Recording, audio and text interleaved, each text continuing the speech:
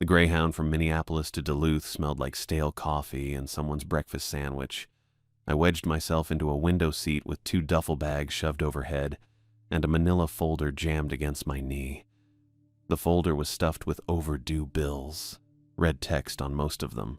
I'd stopped opening the envelopes after the 3rd one. Target let me go on a Thursday, said it was restructuring, said they appreciated my contributions. The store manager handed me a severance check and wouldn't look at my face while she did it. I'd been there 4 years, stocking shelves, running registers, occasionally covering electronics when Brian called in sick. It wasn't a career or anything, but it paid rent. That was the whole point. The severance felt huge for about 2 weeks. Then my landlord wanted August and September both because I'd been late in July. Then my car needed new brake pads and I didn't have a choice about that. Then the credit card minimums came due and I paid what I could, which turned out to be not enough. The number in my checking account kept shrinking. I started doing math in my head at weird times. In the shower, brushing my teeth, lying in bed at 3 in the morning. By the time the letter came from Zachary Fuller, Esquire, I had maybe $600 left and no leads on another job. The grocery store near my apartment said they'd keep my application on file. That was it. So yeah, I was pretty desperate when I opened that letter. Fuller's office was in St. Paul. The letterhead looked expensive. Cream-colored paper, raised print. He wrote that my uncle, Dustin Boyd, had passed away in March, which was news to me since I didn't know I had an uncle named Dustin Boyd. Apparently he'd owned property up near Ely, a resort, shut down for years, according to Fuller, but still standing. No other heirs. Everything passed to me.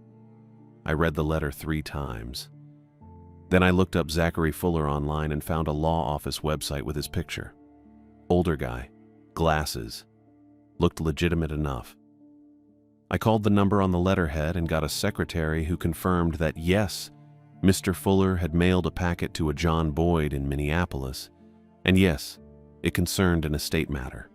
She wouldn't say more than that. Told me to read the documents. The packet arrived 4 days later, thicker than the first letter. Inside was a key ring with 7 keys on it, some paperwork about the property transfer, a tax statement, and a hand-drawn map with route numbers and landmarks labeled in blue ink.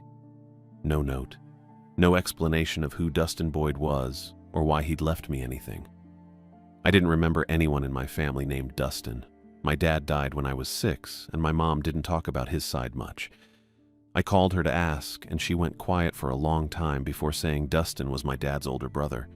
Said they hadn't spoken in decades. Said she didn't know he died and didn't want to talk about it. That was 3 days ago. Now I was on a bus heading north with everything I owned in 2 duffel bags and a key ring in my pocket that might mean something or might mean nothing. The guy across the aisle kept coughing into his sleeve. The woman in front of me had her seat reclined all the way back. I stared out the window and watched the suburbs thin out into farmland and then into woods. I figured maybe this was the reset I needed. Distance. Space. Somewhere cheaper than Minneapolis. The property taxes on the resort were under $1,000 a year according to the documents. That was less than a month's rent at my apartment. If the place was livable, I could stay there, figure things out. If it wasn't livable, I'd sell it, or try to. The folder dug into my knee the whole ride. I didn't open it, didn't need to. I knew what was in there. 2 months of overdue rent. A credit card bill with a balance I couldn't touch. A notice from my car insurance saying they'd cancel the policy if I didn't pay by the 15th. That was in 6 days. The bus rolled into Duluth a little after noon. Overcast sky, wind coming off the lake. I grabbed my bags and walked 4 blocks to a rental car place I'd found online. The cheapest option they had was a white compact with a dent in the passenger door. I paid with the card that wasn't maxed out yet and prayed the charge would go through. It did. I loaded my stuff into the trunk, set the packet on the passenger seat, and pulled up the route on my phone. Duluth to Ely was about an hour and a half, mostly on Highway 61 and then Route 1. The resort was another 20 minutes past Ely, according to Fuller's map. I plugged the coordinates into my GPS and started driving. The highway hugged the shore for a while. I could see Lake Superior out the window, gray and choppy under the clouds. It was the first week of September, and the air already had a bite to it. I turned the heat on low and kept the radio off. Didn't feel like listening to anything. Past two harbors, the road curved inland and the trees closed in. Pine and birch, dense enough that the light went dim even though it was early afternoon. I passed a gas station, a bait shop, a couple of houses set back from the road. Not much else. The farther north I went, the quieter it got. I kept telling myself this could work. Cheap place to stay, clean air. No neighbors banging on the walls at 2 a.m. Maybe I'd find work in Ely. Maybe I'd fix the place up and sell it for enough to get back on my feet. Maybe it'd be fine. Route 1 was narrower than the highway. 2 lanes, no shoulder, just gravel and trees on both sides. I passed a sign for the Superior National Forest and another one marking a scenic overlook, but I didn't stop. The GPS said I had 40 minutes left. It was lying. 10 miles past Ely, the signal dropped. The blue line on my phone froze, then disappeared. I pulled over and tried refreshing it, but nothing loaded. No bars, no service. Great. I dug Fuller's map out of the packet, the hand-drawn one. It showed Route 1 heading north, then a turn onto an unmarked road just past something labeled Old Lumber Access. I looked up. There was a gravel path about 50 feet ahead on the right, half hidden by overgrown brush. A wooden post leaned next to it with paint so faded I couldn't read what it said. I figured that was it. The compact suspension wasn't built for gravel roads. Every pothole rattled through the frame. Branches scraped the sides. The road twisted through the trees for about 3 miles, getting narrower the whole time. I didn't see another car. Didn't see any houses. Just woods and more woods, and the occasional flash of water through the gaps. Then the gate appeared. It was crooked, leaning to one side like the post had sunk into the mud. Wooden, maybe 8 feet wide, with a faded logo painted across the top. I couldn't make out the words, but the design looked like a lake with a cabin next to it. Someone had stuck a Sun Country Airlines sticker on the left post. The colors were bleached almost white and the edges were peeling. The gate was open, hanging off one hinge actually. I stopped the car and sat there for a minute. The engine ticked. The trees pressed in close on both sides. No sound except wind and a bird somewhere I couldn't see. This was it. The reset. The lifeline. It didn't look like much. I put the car back in drive and rolled through the gate.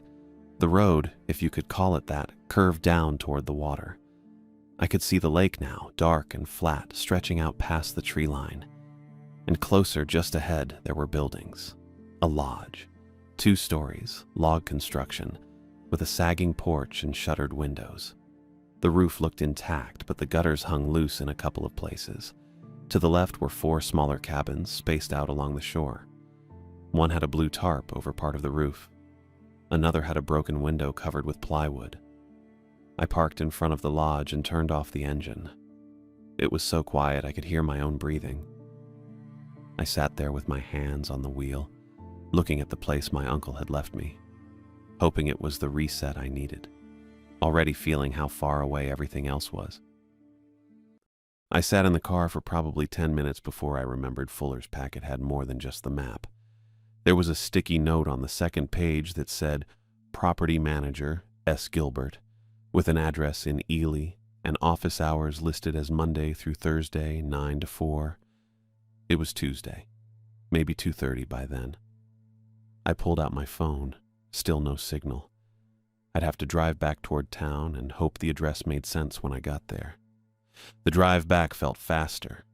The gravel road still rattled everything, but I knew what to expect this time. When I hit Route 1 and turned toward Ely, my phone caught a signal about 3 miles in. I plugged the address into maps and it dropped a pin near something called the Boathouse Brew Pub. Ely wasn't big. Main Street had a hardware store, a grocery store, a couple of gift shops with wooden bears out front, and a pizza place. I passed a ranger station and a parking lot full of trucks. The pin led me to a 2-story brick building with narrow windows and a glass door. There was a faded sign that said, North Country Realty and Property Management in green letters. The boathouse was across the street, closed with chairs stacked on the tables inside. I parked in front of the building and checked the packet again. 2nd floor, suite 203. The lobby smelled like old carpet and something floral. There was a directory on the wall with half the names peeling off. I took the stairs because the elevator looked like it hadn't been inspected since the 90s. Suite 203 had a frosted glass door with S. Gilbert, Property Management, stenciled in black. I knocked twice and waited. It's open. The voice was a woman's, clipped, not particularly welcoming. I pushed the door open and stepped into a small office with a metal desk, 2 filing cabinets, and a single window that looked out at the street. The woman behind the desk was maybe 50, with dark blonde hair pulled back tight and sharp green eyes that didn't blink much. She wore a gray cardigan and had a lanyard of keys around her neck. John Boyd, I said. I figured. She didn't stand up. Sherry Gilbert, sit. I sat in the chair across from her. It had a wobbly leg. She opened a drawer and pulled out a folder that looked a lot like the one Fuller had sent me. She flipped it open, scanned a page, then slid a check across the desk. Cashier's check, she said. Remaining operating funds from your uncle's account. $12,418. I stared at the check. $12,000. That was more money than I'd seen in one place in years. That sounds like a lot, I said. It's not. Sherry pulled out another sheet of paper and turned it so I could read it. Overdue accounts. Property taxes are $6,200 due by the end of October. Septic service is $800, 3 months behind. Propane delivery is $450. Insurance is $900, and if you don't pay that by the 15th, the policy lapses. I scanned the list. The numbers blurred together a little. $6,200, $800, $450, $900. That's most of it, I said. That's all of it, Sherry said. And then you've got utilities, maintenance, and the next tax bill in 6 months. Your uncle kept this place running on a margin that didn't exist. You're inheriting debt with a building attached. I sat back in the wobbly chair. The check was still on the desk between us. $12,000 that was already spent before I even touched it. Great, I said. Sherry didn't smile. You can sell, probably. The land's worth something. The building's not much. But it'll take time and you'll still owe the taxes. Fuller didn't mention selling. Fuller doesn't live here. She tapped the paper. I do. I managed this property for your uncle for 11 years. I'm telling you what's real. I looked at the check again. Then at the list. Then at Sherry, who was watching me with those sharp green eyes that didn't miss anything. Okay, I said. So, what do I do? She leaned back in her chair. You keep it running, same as Dustin did. How? Locals, she said. They rent the cabins, 1 night a week, sometimes 2. They pay cash, they pay on time, and they don't complain. That's your income. 1 night a week? I said. That's not enough to cover. It's enough, Sherry said. Barely. Your uncle charged $200 a night. You've got 4 cabins. If you fill 3 of them once a week, that's $600. 4 weeks, that's $2,400. Enough to cover utilities and propane and a little extra. I did the math in my head. $2,400 a month. That was about what I'd been making at Target before they let me go. What about the taxes? I said. You save, Sherry said. You don't spend on anything you don't need. You fix what breaks and nothing else. That's how Dustin did it. For how long? She didn't answer right away. She just looked at me, and I got the feeling she was deciding how much to say. Long enough, she said finally. I didn't know what that meant. I didn't ask. The locals, I said. They just show up? Or do I have to advertise or... They know, Sherry said. They'll come. Same schedule as always. You don't change it. What schedule? She reached into the drawer again and pulled out a laminated card. It was about the size of an index card, printed on both sides. She slid it across the desk next to the check. Rules, she said. Read them. I picked up the card. It was heavier than I expected, laminated thick enough that it didn't bend. The front side had 5 lines of text, centered, in a plain sans serif font. 1. Salt the thresholds before sunset. 2. No guest stays past checkout. 3. Lock the dock gate after dark. 4. Do not answer knocking after midnight. 5. If the water reflects wrong, stay inside. I read it twice. The second time didn't make any more sense. Salt the thresholds, I said. Every door, Sherry said. Cabins and lodge, before sunset, every night. Why? Because that's the rule. I looked up at her. She wasn't joking. Her face was completely flat. Is this some kind of local tradition or... It's the rule, Sherry said. You follow it, or you don't keep the property. I looked back at the card. Lock the dock gate after dark. Do not answer knocking after midnight. If the water reflects wrong, stay inside. What does reflects wrong mean? I said. Sherry's eyes flicked to the window behind me, just for a second, then back to me. You'll know, she said. The sky outside had gone darker while we'd been talking. Not sunset dark, just that flat gray that happens before a storm. Tin-colored. Sherry glanced at it again, longer this time, then back at me. Read them again, she said. I already read them again. I read the card a third time. Salt the thresholds. No guest stays past checkout. Lock the dock gate. Don't answer knocking. If the water reflects wrong. Out loud, Sherry said. I looked at her. She wasn't kidding. 1, I said. Salt the thresholds before sunset. She nodded. 2, no guest stays past checkout. Another nod. 3, lock the dock gate after dark. 4, do not answer knocking after midnight. 5, if the water reflects wrong, stay inside. Sherry leaned forward and tapped the card with one finger. Those 5 rules are the only reason that Resort still exists. Your uncle followed them for 23 years. You follow them, or you lose everything. Okay, I said. I didn't know what else to say. The locals know the rules, she said.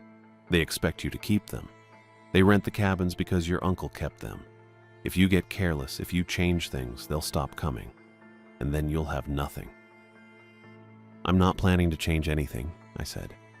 Good. She sat back. They'll start showing up Friday, same as always. Cabin 3 first, then 1 and 4. Cabin 2 needs a new water heater, so it's offline until that's fixed. Invoice is in the folder, Sherry said. Plumber's number is on it. He knows the property. Call him, schedule it, pay him when it's done. I nodded. My head felt full. Too full. $12,000. Overdue accounts. Salt the thresholds. Locals renting cabins. Water heater. Rules. Sherry reached under the desk and pulled out a canvas bag. It clinked when she set it down. Salt, she said. Morton's, coarse. Your uncle bought it in bulk from the hardware store on Main. They'll have more when you need it. I stared at the bag. You'll go through about 1 bag a week, Sherry said. More if it rains. A week, I said. Every threshold, every night, before sunset. She looked at the window again. The sky had gone darker. Definitely storm dark now. You should get back before it hits.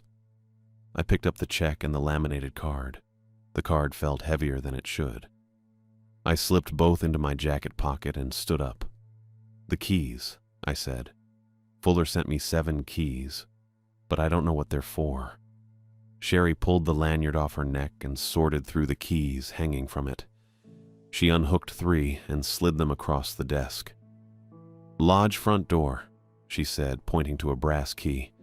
Lodge back door, dock gate. She pointed to a smaller silver key.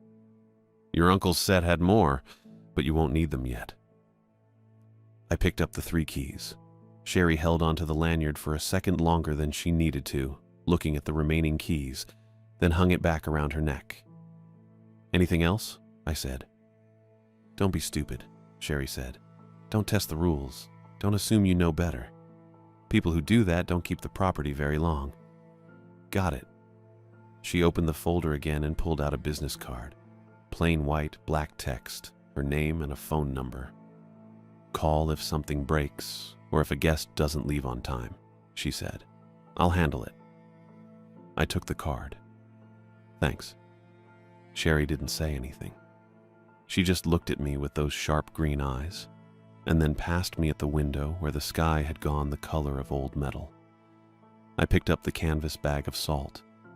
It was heavier than I expected, maybe 20 pounds. John, Sherry said. I stopped at the door. Your uncle took this seriously, she said. That's why it worked. I nodded. I didn't know what else to do. I left the office and took the stairs back down. The lobby still smelled like old carpet and fake flowers. Outside, the wind had picked up. The first drops of rain hit my face as I loaded the salt into the trunk next to my duffel bags. I sat in the driver's seat with the laminated card in my hand. Read it one more time. Salt the thresholds before sunset. I checked the clock on the dashboard. 3:42. I didn't know when sunset was. Probably around 7, maybe 7:30 this time of year. I started the car and drove back toward Route 1. The rain started coming down harder about 2 miles out. By the time I turned onto the gravel road, I could barely see past the hood. I needed the check. That was the main thing. $12,000, even if most of it was already spoken for. It was more than I'd had yesterday. And Sherry had handled those keys like they mattered more than the paperwork, like they were the real inheritance. I didn't understand the rules. Not really. But I understood debt. I understood having no options. I'd figure out the rest. I drove back to the resort with Sherry's check in my pocket and her laminated rules card pressed against my thigh through the denim. The gravel road felt shorter the second time. Familiar, maybe. Or just expected. The lodge was still there when I pulled up, obviously, but part of me had wondered. I grabbed both duffel bags from the trunk, slung them over my shoulder, and climbed the porch steps. They creaked, but held. The key Sherry had marked with blue tape fit the front door lock, and the door swung inward with a sound that was half groan, half sigh. Inside smelled like dust and old wood, and something faintly sweet I couldn't place. Not rot, just age. The main room had a stone fireplace taking up most of the far wall, a couch with sunken cushions facing it, and a wooden table with 4 mismatched chairs near what I assumed was the kitchen. Everything looked functional, worn down but not broken. That was something. I dropped my bags by the door and walked through the space.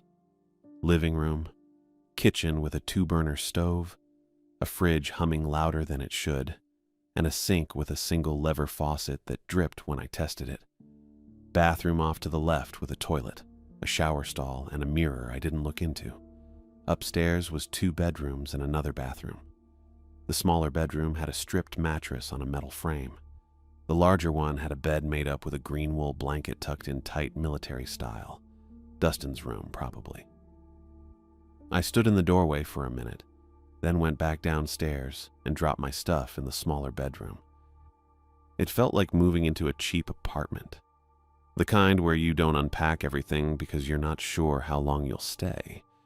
Except I owned this place, technically, as long as I could keep paying the bills. The Wi-Fi router sat on a shelf near the kitchen, next to a stack of old phone books and a coffee can full of pens. It had a strip of masking tape on top with "Password Lake Access" written in blue ink. I plugged it in. The lights blinked green after a minute. My phone caught the signal. 2 bars. Enough. I opened my email. Nothing important. A promotional message from Target I should have unsubscribed from. A payment reminder from my credit card company. I closed it and put the phone face down on the counter. The kitchen was where I started. If I was going to stay here, I needed to be able to eat without getting sick. Mouse droppings everywhere. In the drawers, on the shelves, behind the dish rack. Little black grains scattered like someone had spilled pepper and never cleaned it up. I found a roll of paper towels under the sink, pulled on the hoodie I'd packed, and got to work. It took 3 hours. I wiped down every surface twice. Pulled out all the drawers and scrubbed the insides with dish soap and hot water that ran rust-colored for the first 30 seconds. Found a broom in the closet and swept the floor until the dustpan was full of dirt and debris and things I didn't look at too closely. The pantry was the worst. Shelves lined with old contact paper curling at the edges, gaps between the wood and the wall big enough to fit my thumb through. I found steel wool and duct tape in a toolbox under the stairs. Not the right materials, probably, but what I had. I tore off strips of steel wool, packed them into the gaps, and sealed the edges with tape. It looked terrible. It would work. By the time I finished, the light coming through the kitchen window had shifted from gray to dimmer gray. Late afternoon, maybe. Hard to tell with the cloud cover. I washed my hands, dried them on my jeans, and decided to walk the property before it got dark. The air outside was cooler than it had been when I arrived. I pulled my hood up and started along the shore path. 4 cabins on this side, spaced maybe 30 feet apart. I'd seen them from the car earlier, but hadn't gone close. Cabin 1 had a blue tarp stretched over part of the roof, weighted down with rocks and fraying rope. Cabin 2 looked intact. Plywood covered one window. Cabin 3 had a metal chair on the porch, rusted through the seat. Cabin 4 sat back from the water a little farther than the others, shutters closed, porch swept clean. Past Cabin 4, the path curved left and kept going. I followed it. The trees pressed closer here, birch trunks pale against the pines. The ground sloped down slightly, and the lake opened up wider. I could see more water from this angle. Flat and dark and still. Then I saw Cabin 6. It sat closest to the lake, maybe 15 feet from the water line, closer than it should have been, given the erosion I could see eating at the bank. The other cabins had been built back, safe. This one wasn't. The wood looked darker than the others, not stained, just darker. The porch sagged to the left, and the door had a handwritten sign nailed to it. Cardboard, with black marker, "Out of order." I stopped walking. Something about the cabin felt off. Not broken exactly, just wrong. The angle of the roof didn't match the posts holding up the porch, or maybe the posts didn't match the ground. It sat wrong in its own frame. I didn't go closer. I turned around and walked back toward the lodge, counting cabins as I passed. 4 on this stretch. 1 through 4, then the lodge, then Cabin 6 past the bend, no Cabin 5. I thought about asking Sherry. Then I thought about how she'd answered my other questions. I kept walking. Back at the lodge, I went inside and locked the door behind me. The sun was lower now. Not quite sunset, but close. Rule 4 kept circling back in my head. Do not answer knocking after midnight. It had sounded ridiculous when I first read it. The kind of thing someone puts on a joke sign at a tourist trap. But Sherry hadn't been joking, and the more I thought about it, the less funny it seemed. I opened the cabinet under the kitchen sink, looking for garbage bags. I found a cardboard box instead. Morton salt. The regular kind with the girl and the umbrella on the label, blue and white. The top was slit open, and the box was folded at the edges, where someone had poured from it over and over. Used daily, maybe. I pulled it out and set it on the counter. The box was half empty. I shook it. Salt shifted inside. Salt the thresholds before sunset. I looked at the box, looked at the front door, looked back at the box. Then I opened the top and poured a line of salt across the threshold. Just a thin line. Enough to see. It felt stupid. It felt necessary. Both at the same time. I did the back door next. Then the door to the basement I hadn't opened yet. Then I went upstairs and checked the windows. None of them opened easily. That was fine. When I came back down, the kitchen was darker. Sunset soon. I tried the porch light switch by the front door. Nothing. Bulb was probably dead. I didn't have a replacement. I flipped it off and left it. Partly because I didn't have bulbs, partly because the rules were in my head now and I wasn't sure I wanted to be visible. I made a sandwich from the groceries I'd picked up in Duluth. White bread, deli turkey, yellow mustard. Ate it standing at the counter. Drank water from the tap that tasted faintly metallic. Washed the plate and knife and left them in the dish rack. The sky outside the window went from gray to deep blue to black. I sat on the couch. My phone still had signal. I opened a browser and typed Ely, Minnesota resort deaths into the search bar. Nothing relevant came up. I tried Dustin Boyd Ely and got an obituary from March. Survived by a nephew, John Boyd. Private burial. No service. I closed the browser. The lodge was quiet. No creaks. No wind. Just the hum of the fridge and my own breathing. I checked the time. 10:43. I thought about going to bed. I didn't move. 11:17. A light swept across the tree line. I saw it through the front window, pale and narrow, moving slowly from right to left, searching. I stood up, didn't go to the window, just stood. The beam kept moving. Steady, deliberate, not a car, too slow, too focused. It paused. Then it swung toward the lodge. I stepped back from the window. My shoulders hit the wall behind me. The beam crossed the porch, slid over the door, then stopped on the window, right where I'd been standing. I held still, didn't breathe, didn't move. The light stayed there. 5 seconds. 10. Then it swept away, back toward the trees, and disappeared. I stayed against the wall until my legs started shaking. Then I sat back down on the couch and kept the lights off. I slept maybe 3 hours. When I woke up, it was already light outside and my neck hurt from how I'd been lying on the couch. The salt lines were still there across the thresholds. Nothing had changed. No broken windows, no scratches on the door, no footprints on the porch. I figured that was a good sign. I kept thinking about the light, how it moved, how it stopped exactly where I'd been standing. But in the morning, with sun coming through the windows and birds making noise outside, it felt smaller. Probably just someone with a flashlight, a neighbor checking on the property, maybe even Sherry making sure I hadn't burned the place down on my first night. That's what I told myself anyway. I made instant coffee with water that still tasted like metal and ate the other half of the bread. My phone said it was 9:20. I had groceries for maybe 2 more days if I stretched it. The cashier's check was still in my jacket pocket, folded once. I hadn't deposited it yet because I didn't have a bank in Ely, and I wasn't sure my Minneapolis account would even accept a check that size without flagging it.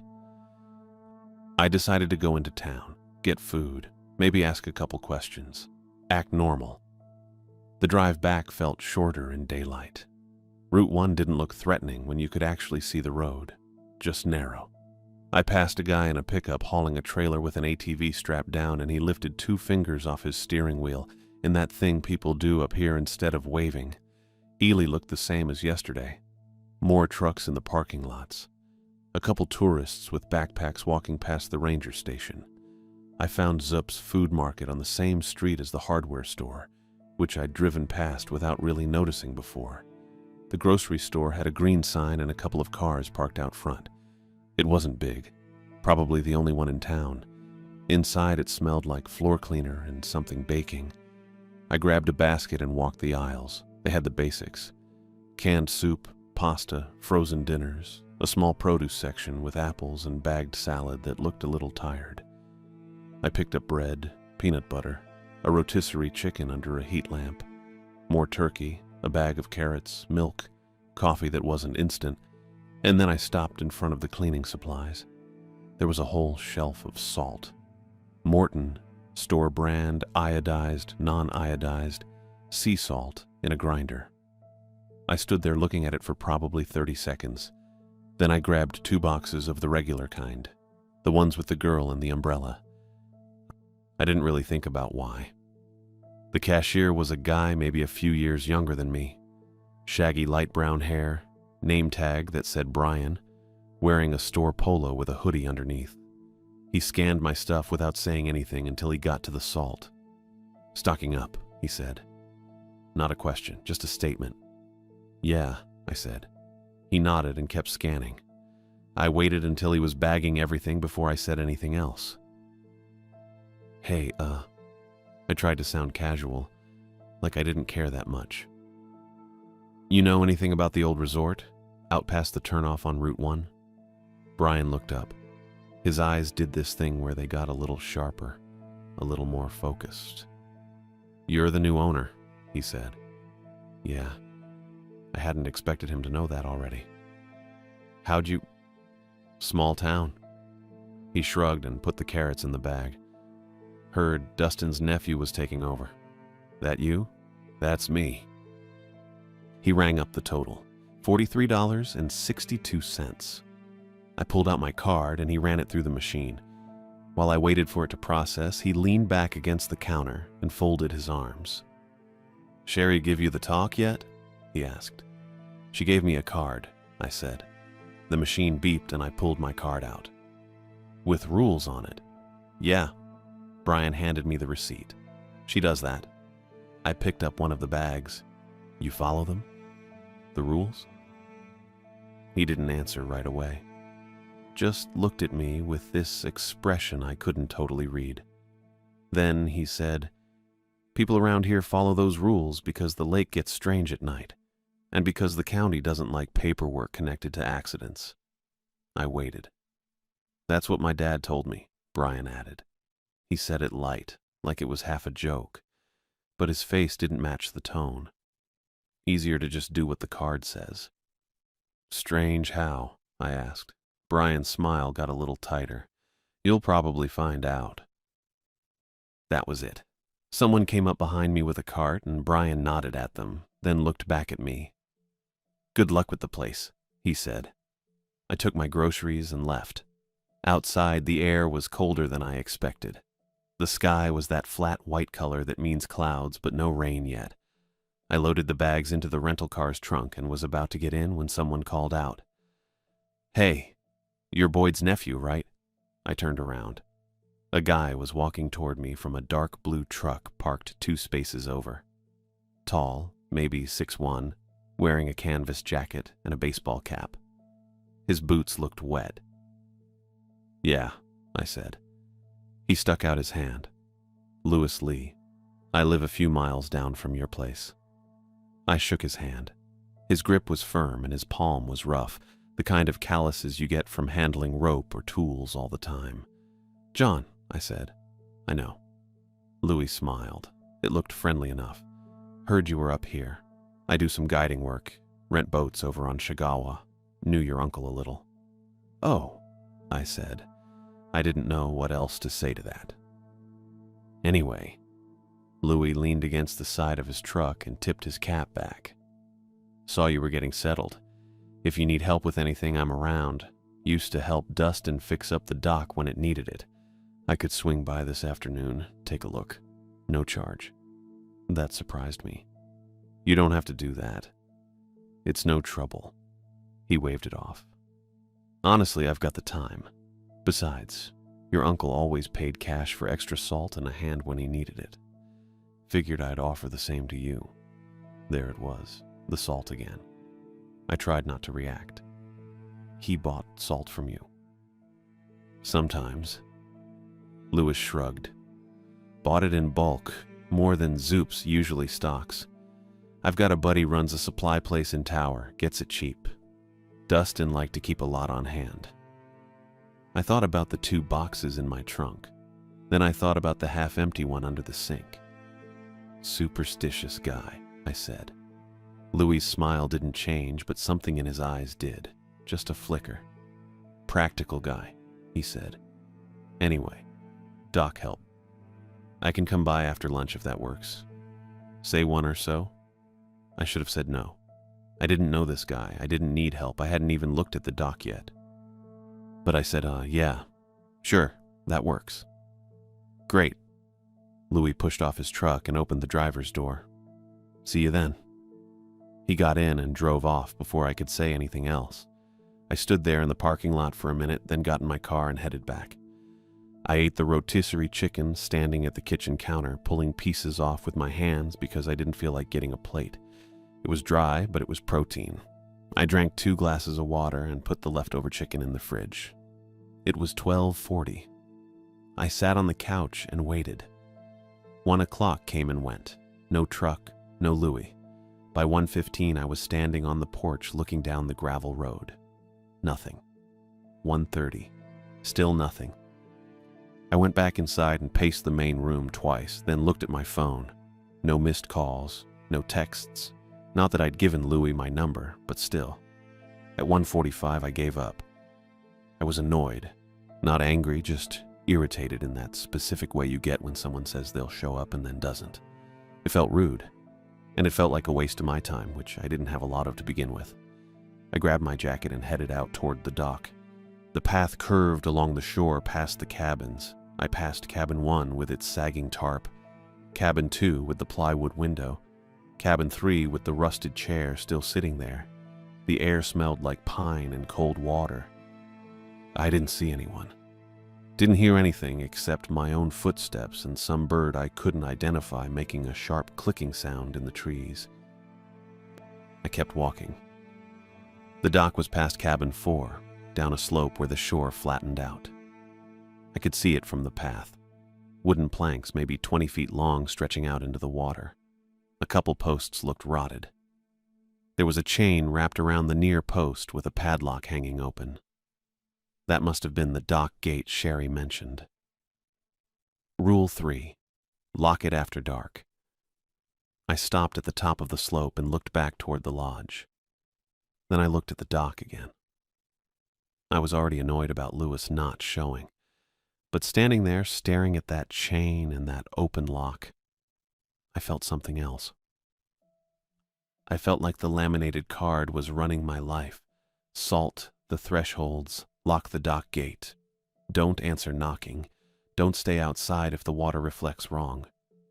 I didn't even know what half of that meant, but I was doing it anyway, following rules I didn't understand because Sherry said so, because Brian said so, because some dead uncle I never met spent 23 years doing the same thing.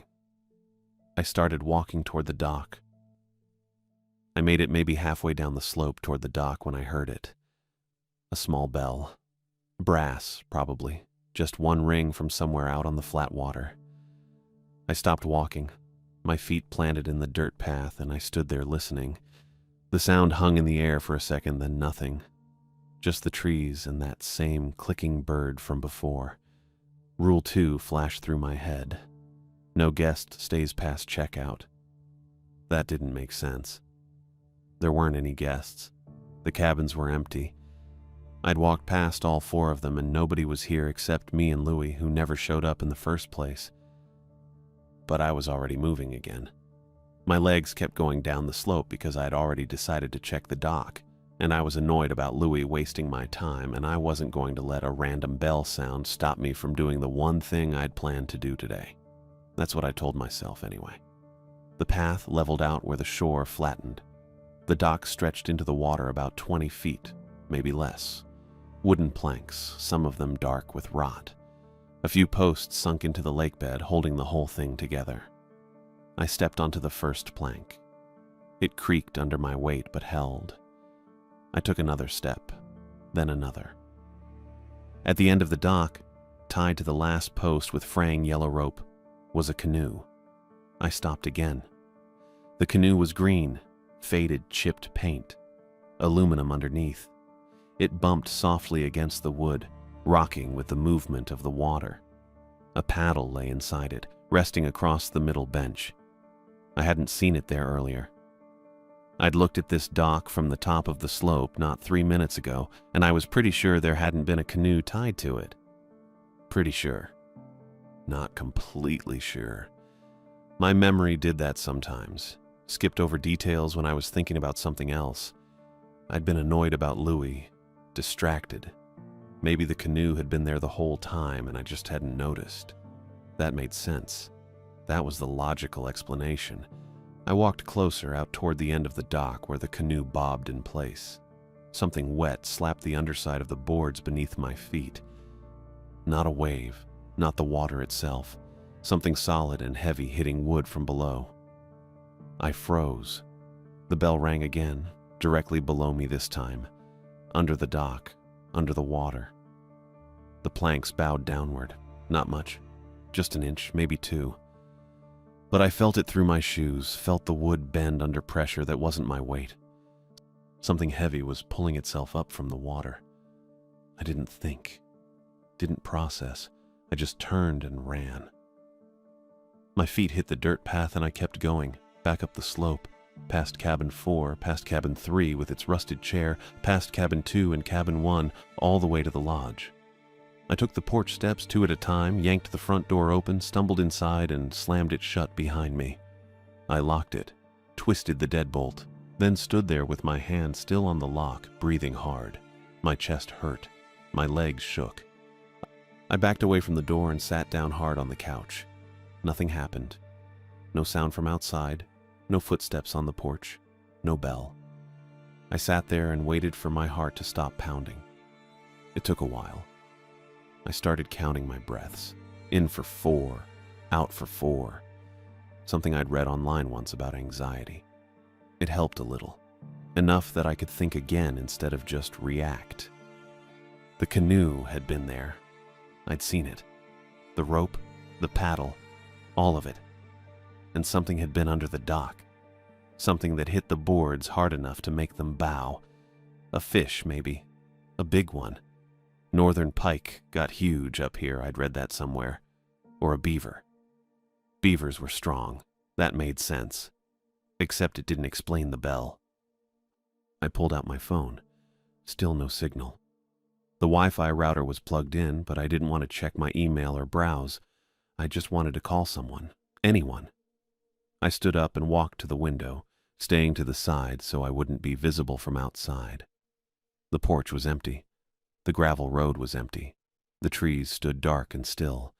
It was maybe 2:15 in the afternoon. Still daylight. Overcast, but bright enough. I stepped back from the window. That's when someone knocked on the door. Slow, measured, 3 knocks evenly spaced. Pause. 3 more. I didn't move. The knocking came again. Same pattern, same rhythm. I walked to the door, stayed to the side, and looked through the small window set into the wood at eye level. Louis Lee stood on the porch. His clothes were dripping wet. Water ran off his jacket in thin streams, pooled around his boots, dripped from the brim of his cap. His canvas jacket clung to his shoulders. His jeans were dark with moisture all the way down to his ankles. His face was gray, not pale. Gray. The color of old meat left in the back of the fridge. His skin sagged, loose around his jaw and under his eyes. And his eyes didn't move. They stared straight ahead at the doorknob. Not at me, not at the window.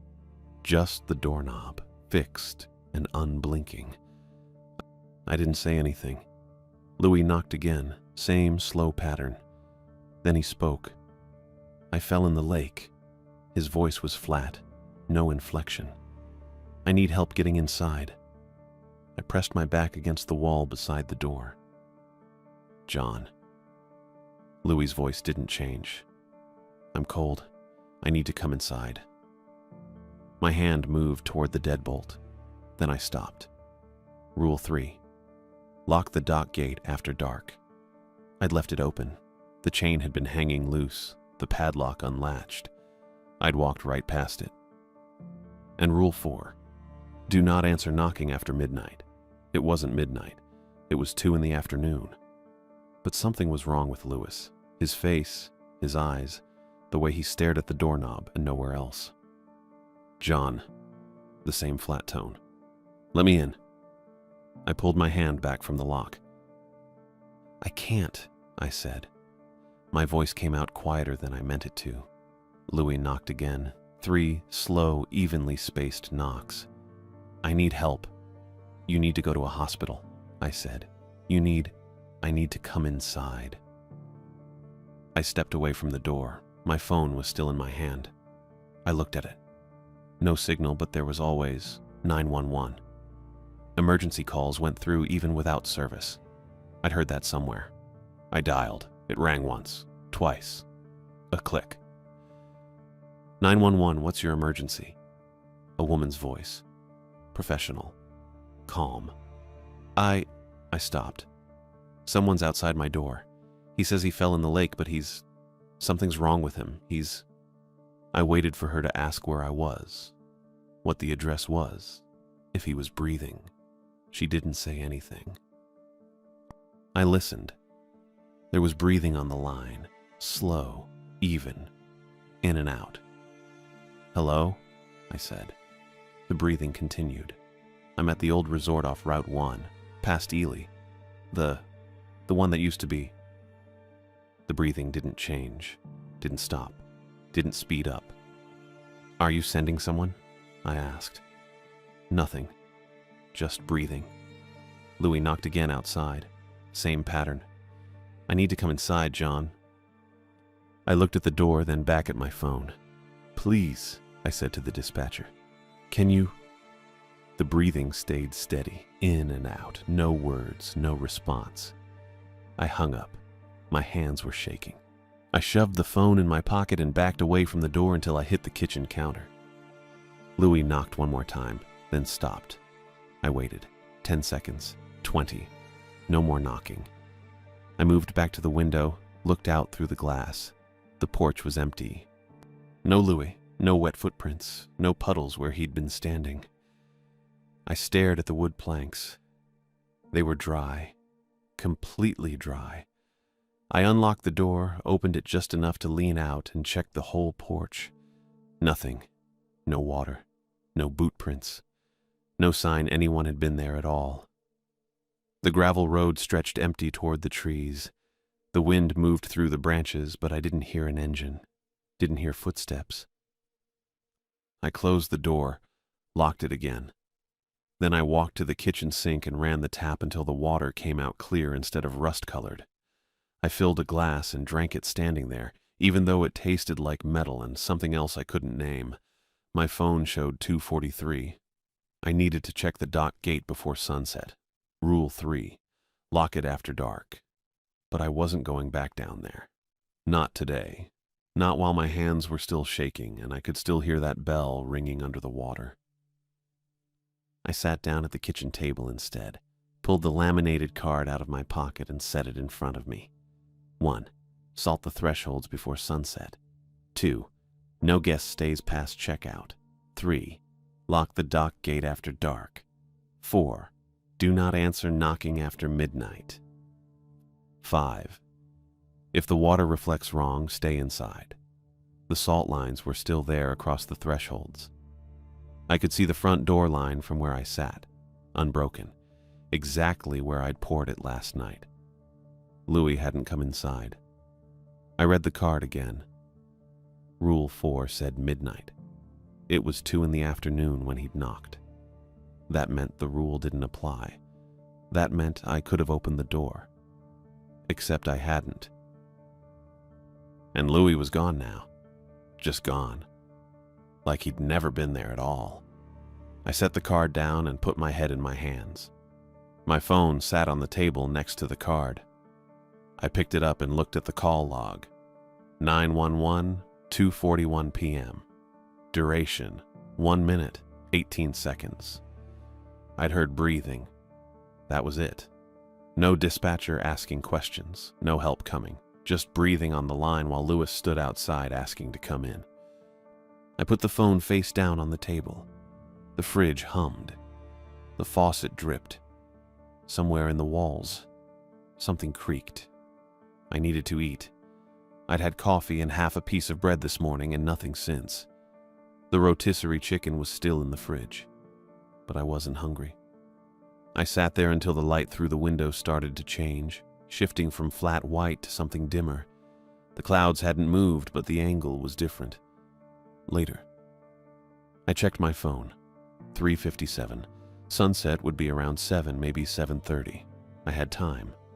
I stood up, walked to the cabinet under the sink, and pulled out the Morton salt box. It was lighter than before, maybe a third full. I'd bought 2 more boxes at Zupp's this morning. They were still in the grocery bag on the counter. I opened one and refilled the Morton box, then put the rest away in the pantry. Then I walked to the front door and checked the salt line. Still unbroken. Still exactly where I'd poured it. I left it alone and went upstairs to the smaller bedroom where I'd put my duffel bags. The window faced the woods, not the lake. I could see trees and more trees and a slice of gravel road through the gap. No trucks, no Louie. I sat on the edge of the bed and unlaced my shoes. My hands were steadier now. Not great, but better. I lay back on the mattress and stared at the ceiling. The wood beams ran parallel, dark with age. Someone had driven nails into one of them at irregular intervals. Maybe for hanging something. Maybe for no reason at all. I closed my eyes. I didn't sleep. Just lay there listening to the house settle around me and the wind move through the trees outside. At some point I heard a car on the gravel road. Distant. Coming closer. I sat up and went to the window. A truck rolled past the lodge, heading toward the dock. Dark blue. Same one Louie had been standing next to in the Zoop's parking lot this morning. It didn't stop, just kept going down the path, past where I could see it through the trees. I waited. 5 minutes passed. Then 10. The truck didn't come back. I got back in the rental car around 4:30 and drove into town shaking so bad I had to pull over twice. The first time was maybe a mile down Route 1 where the trees pressed close enough to scrape the side mirrors. I just sat there with the engine running and my hands locked on the wheel. The second time was at the edge of Ely near the gas station with the faded Cenex sign. I parked in the lot and counted my breaths until my chest stopped feeling tight. I didn't have a plan exactly. I just knew I couldn't go back to the lodge alone. Not yet. Maybe not ever. There was only one person I could think of who might actually help without calling me crazy or telling me to deal with it myself. Spencer Rose. I'd met him last year when I drove through Ely on a camping trip that never happened because my car started making a grinding noise 20 miles outside town. He ran the service bay at the Enterprise station and didn't charge me full price when he found out I'd driven 6 hours just to sleep in a tent. We stayed in touch after that. Not close exactly, but enough that I had his number saved. I pulled out my phone. 2 bars of signal. Good enough. Spencer picked up on the 3rd ring. Yeah? It's John Boyd, I said. From Minneapolis. You fixed my Civic last year. I remember. What's up? I opened my mouth and nothing came out for a few seconds. Then I just said it. I inherited a place outside town, the old resort off Route 1, and something's wrong with it. Spencer didn't laugh or hang up. He just said, "Wrong how?" "I need someone to look at it. I'll pay you. My voice cracked a little. I cleared my throat. "I need help." There was a pause. Then Spencer said, "Where are you now?" "Cenex, on the main road. Stay there. I'll be 10 minutes. He hung up before I could say anything else. I sat in the parking lot with the engine off and watched a guy in a Carhartt jacket pump gas into a pickup with a boat hitch. The sky was that flat gray color again. No sun visible, just gray. My phone said 4:47. Sunset was probably around 7. I needed to be back before then. Salt the thresholds before sunset. Rule 1. Spencer's truck pulled in at 4:56. Dark blue Ford with a toolbox bolted in the bed and a dent in the rear bumper. He parked next to me and got out. He looked the same as I remembered. Black hair cut short. grease-stained work pants, steel-toe boots, mechanic's jacket with Enterprise stitched on the chest. Maybe 35. Solid build. The kind of guy who looked like he could pull an engine block without a jack. He walked up to my window. I rolled it down. "You look like hell," he said. "Yeah. You want to tell me what's going on, or you want me to just follow you out there?" I hesitated. Then I said, "Follow me. I'll explain when we get there." Spencer nodded once and went back to his truck. The drive back felt shorter with someone behind me. I kept checking the rear view to make sure Spencer's truck was still there. It was. Every time. We parked in front of the lodge. Spencer got out and looked around. At the sagging porch, the shuttered cabins, the dark water past the tree line.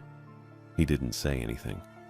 Just walked a slow circle around the perimeter of the lodge, checking the foundation, the corners, the windows.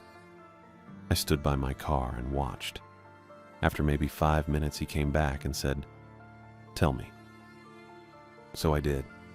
I told him about Louis knocking at 2 p.m. soaked through and gray-skinned, about the bell under the dock, about the 911 call where nobody answered, just breathing, about the salt lines and the rules card and how Louis disappeared without leaving wet footprints.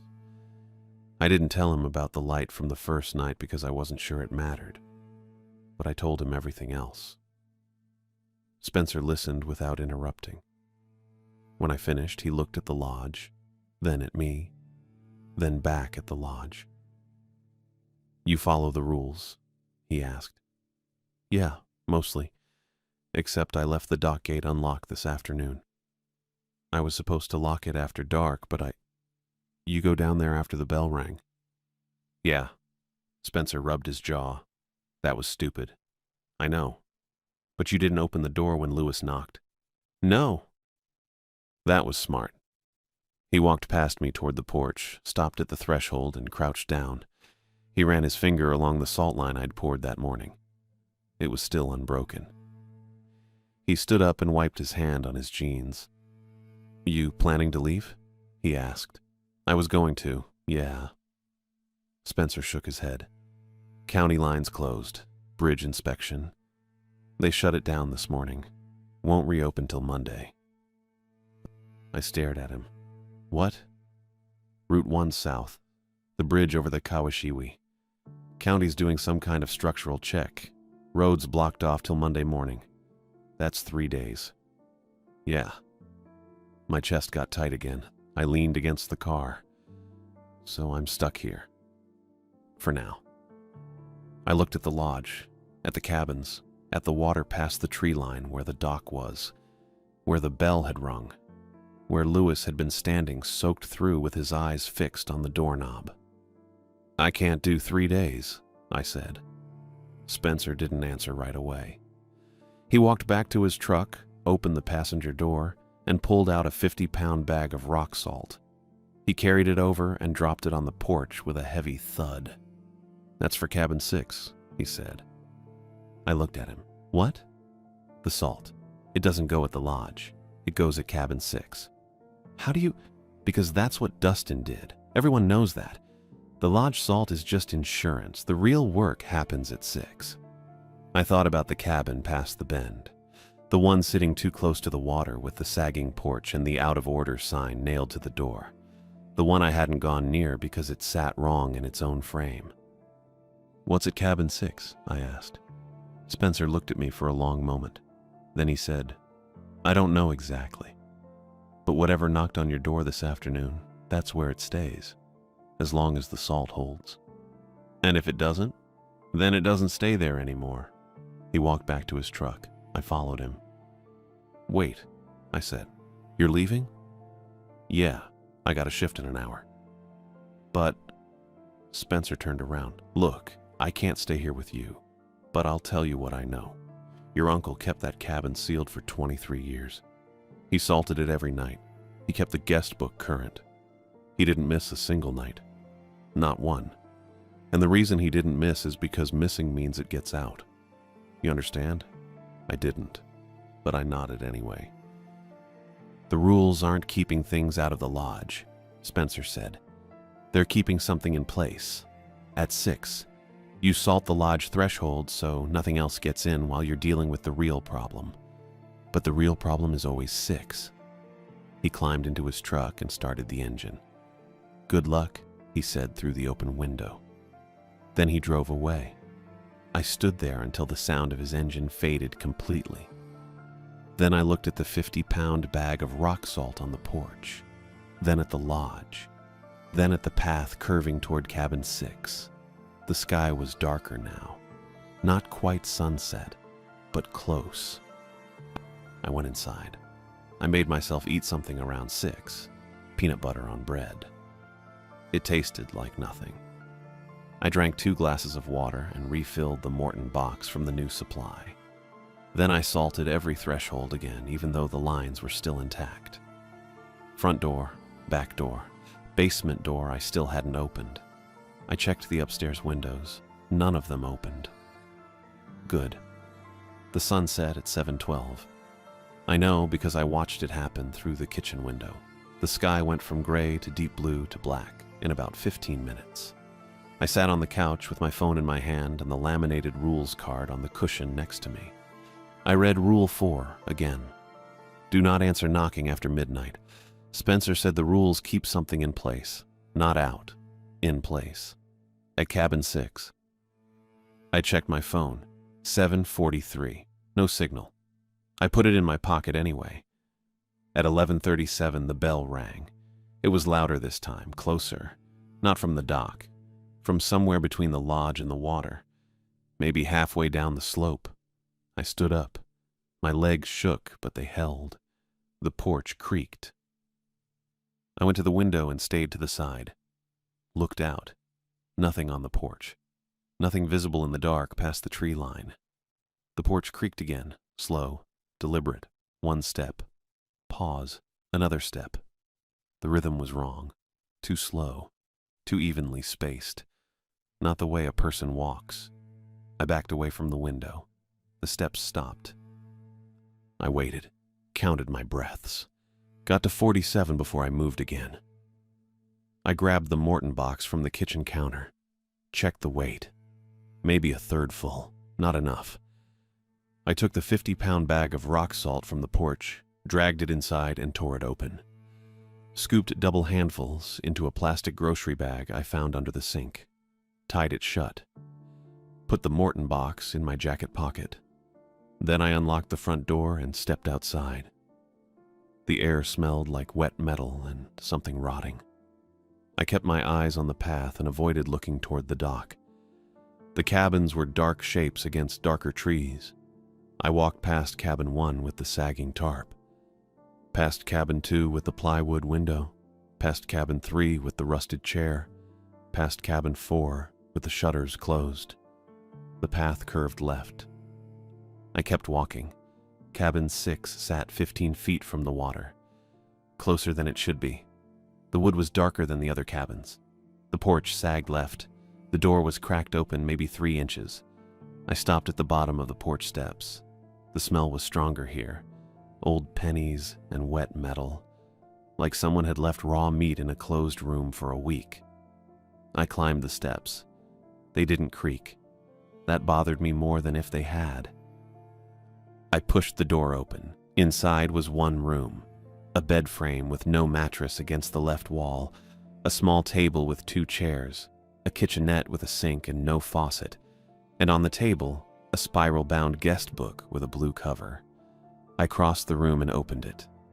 The pages were filled with names and dates going back years. Decades. The handwriting changed, but the format didn't. Each entry had a name, a date, and a short note. Most of the notes were normal. Nice stay. Quiet. Good fishing. We'll be back. But the last 20 pages were all in the same handwriting. Blue ink. Neat block letters. Dustin's handwriting. I flipped to the last entry. Dated March 9th. 2 days before he died according to the obituary. It wasn't a note. It was a checklist. 1. Salt thresholds. Done. 2. No guest past checkout. NA. 3. Lock dock gate. Done. 4. Do not answer after midnight. NA. 5. Water reflects wrong, stayed inside. Below that, in smaller letters, the salt keeps it in place, not out. If 6 opens, it walks. I read it 3 times. The salt keeps it in place. At cabin 6. The door behind me creaked. I turned around. Louis Lee stood in the doorway. Water dripped from his jacket, his jeans, his boots. His skin was gray. His eyes were fixed on me, unblinking. He took 1 step inside. The floor didn't creak under his weight. "I need to come in, John," he said. His voice was flat, toneless. I pulled the Morton box from my pocket, tore the top open, and poured a thick line of salt across the threshold between us. Louis stopped. His foot hovered an inch above the line. He didn't step forward. He didn't step back. He just stood there. I grabbed the grocery bag of rock salt and dumped the entire thing over the threshold. The line went from thin to 6 inches wide. Louis's foot touched the salt and jerked back. He made a sound, not a word, just a sound, low and choked. The bell rang once, sharp, right behind him. Then cabin 6's door slammed shut on its own. The sound echoed across the water, then stopped. I stood there in the dark cabin with my hands still holding the empty grocery bag. My heart hammered in my chest. I couldn't hear anything outside. No footsteps, no bell, no Louis. I walked to the door. The salt line was unbroken, thick and white and solid. I left the cabin and walked back to the lodge without looking at the water. I didn't sleep. I sat on the couch with every light off and waited for dawn. It came slowly, gray light filtering through the windows, then pale blue, then something almost white. At 6:42, a vehicle pulled up outside. I heard the engine, then a door closing. I went to the window. A St. Louis County Sheriff's Office SUV was parked next to my rental car. A woman in uniform stood on the gravel. She looked at the lodge, then walked toward the porch. I opened the door before she knocked. She was maybe 37. Brown hair pulled into a tight bun, steel gray eyes. Her name tag said A. Daniel. She looked at me, then passed me into the lodge, then back at me. "John Boyd," she said, not a question. "Yeah, I'm Deputy Amanda Daniel. I'm here to confirm the property status." I stared at her, her voice, flat, even, professional. I'd heard it before, on the 911 call. The breathing. "You were on the phone," I said, "yesterday when I called." Amanda didn't blink. "The roadblock lifts this morning. Bridge inspection is complete. You're free to leave." "You didn't answer me. You just breathed." "Cabin 6 is sealed," she said. "Correct?" I didn't say anything. "Mr. Boyd, is cabin 6 sealed?" "Yeah," I said. "It's sealed." She nodded once. Then she pulled a folded paper from her jacket and held it out. "The county is prepared to take ownership of the property for $1. You sign here. I take the keys. You leave." I took the paper, read it. It was a standard transfer form. County of St. Louis, property address, legal description, transfer fee, $1. "Why $1? I asked. "Because it's not worth more than that," Amanda said. "And because you don't want it." She was right. I didn't. I signed the paper on the porch railing, handed it back. Then I went inside, grabbed the key ring with 7 keys from the kitchen counter and gave it to her. Amanda took the keys without looking at them. "The cashier's check from Ms. Gilbert. Do you have it?" I thought about the check. $12,418. Folded once in my jacket pocket upstairs. "It's inside," I said. "On the table." That was a lie, but I didn't care. "Leave it," Amanda said. "County will collect it." She walked back to her SUV, got in, and drove away without saying anything else. I stood on the porch for maybe 30 seconds. Then I went inside, grabbed my 2 duffel bags from the smaller bedroom, threw them in the rental car trunk and got in the driver's seat. I started the engine. The bridge reopened at 7:15. I know because I was the first car through. I drove south on Route 1 without stopping, past Ely, past Two Harbors, all the way to Duluth. I turned in the rental car at Enterprise, paid the extra fee for returning it a day early, and bought a Greyhound ticket back to Minneapolis.